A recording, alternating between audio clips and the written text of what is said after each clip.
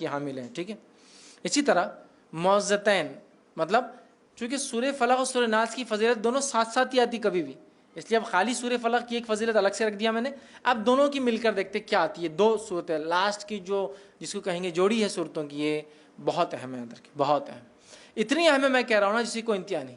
مطلب مصیبت، پریشانی، آندھی طوفان، آفت، بارش، زلزلے، تکلیف، بیماری، کوئی مصیبت پریشانی آئے، کوئی ٹینشن ہو، سب کے لیے ایک ہی حل اور دوا سورہ فلق اور سورہ ناس. اب اگر ہمارے پاس سمجھ لیجئے کوئی آیا اور کہا بہت پریشان ہوں مولوی صاحب کیا کروں، سورہ فلق اور سورہ ناس. اچھا چلو دیکھ لیتے پڑھ کے. نہیں جمتا ہم کو ایسا. نہیں دیکھو اب بہت آپ پریشان ہیں نا تو آپ کیا کرو، سب سے پہلے تو رات میں 12 بجے تک جاگو. ہاں یہ نسخہ بہت امپورٹنٹ دکھ رہا. رات میں 12 بجے تک جاگو. اچھا. پھر رات میں 12 بجے اٹھ کے صورتوں کی 12 نمبر کی آیتیں پڑھنا شروع کر دو.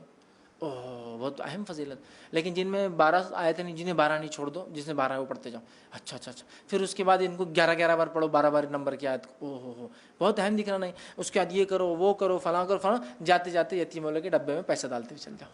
جاتے جاتے جو میں تو کچھ نہیں لیتا، وہ اس کے لیے 11,000 ڈال دو، اس سے کام بن جائے گا، چل جاؤ. یہ بات بہت اچھا لگا پڑھ کے 12 نمبر کی آیت، بہت سکون ہوا اور کام ہوتے ہوئے لگ رہا. 1 مہینہ ہو گیا، کام ہوا نہیں ہوا، لیکن بس لگ رہا ہوتے ہوئے. نہیں ہوگا کبھی زندگی میں. سورہ فلق سورہ ناس پڑھ لیجیے. آپ کو پریشانی، مصیبت، پریشانی، تکلیف، دکھ، بیماری، آپریشنز. اچھا اتنا ہی کیا؟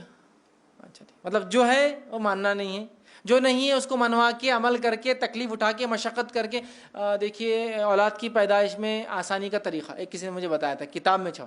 اولاد کی پیدائش میں آسانی کا طریقہ، ماشاء اللہ. مطلب چائلڈ برتھ میں لیبر کی تکلیف نہ ہو، ٹھیک، اس کی آسانی. کیا طریقہ ہے سنیے. گھر کی چھت پہ چڑھنا، چھت پہ چڑھ کر ایک ٹانگ پہ کھڑے ہونا. ماشاء اللہ ایک ٹانگ پہ کھڑا ہونا مطلب یونیک ہے. مطلب یہ تو سیدھا برتھ کا طریقہ بتا رہے ہو، لیبر نہیں، اس کو سیدھا پیدائش. ایک ٹانگ پہ کھڑا ہونا اور 11 بار سورہ یاسین پڑھنا. ماشاء اللہ. اب اس میں یہ نہیں تھا کہ ساس پڑھے یا جس کو اولاد ہونے والی وہ خود پڑھے یا لڑکی کی ماں پڑھے، واللہ عالم. یونیک. مطلب یہ تو ایسا ہے کہ اولاد پیدائش کا طریقہ دکھ رہا مجھے. یہ ایک مطلب عقل بھی کوئی چیز ہوتی ہے.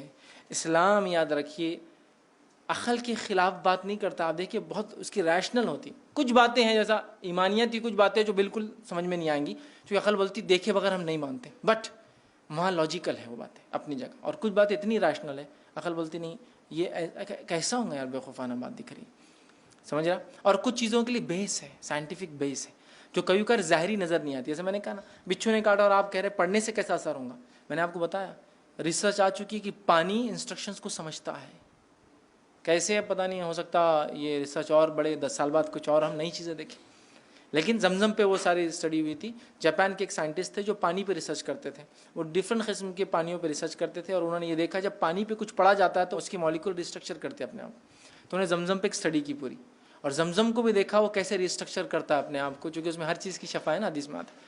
بہرحال ایک شعبہ ہے. تو آج ہم کچھ نہ کچھ سائنٹیفک بیس ہے، لاجیکل ریزنگ ہے، ریشنل ہے، بالکل بات بالکل عقل میں آنے والی ہے، یا تو لاجیکلی ایکسپلین. جیسا بخار آتا ہے تو کسی کو دکھتا ہے کہ نہیں، لیکن اس پہ ہم ایمان لاتے ہیں کہ بخار ہے.